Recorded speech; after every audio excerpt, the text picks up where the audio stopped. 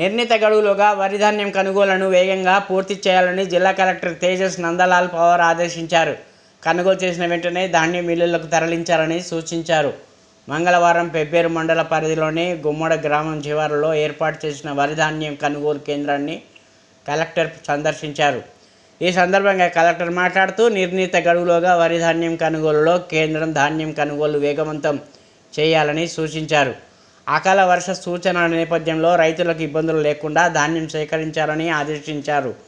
టార్పాలిన్ను అందుబాటులో ఉంచాలని సూచించారు. గన్ని బ్యాగులు, లారీల కొలత లేకుండా చూడాలన్నారు. కేంద్రాలకు రైతులు తెచ్చిన ప్రతి ధాన్యపు గింజను కొనుగోలు చేయాలన్నారు.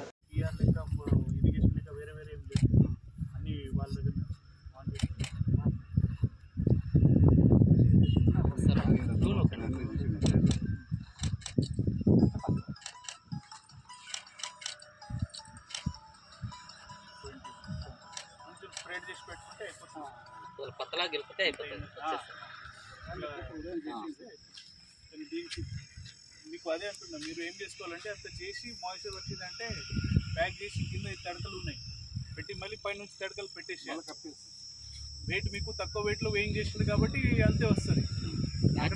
కొట్టేసి కప్పిస్తున్నాం. మా దగ్గర పచ్చి పెట్టారు, డైరెక్ట్ లారికేస్తారు.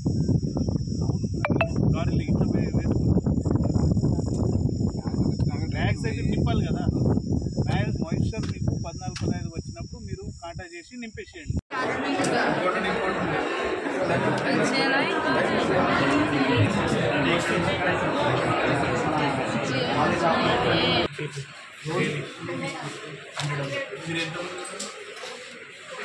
మీరు వేసుకు ఏ క్వాలిటీ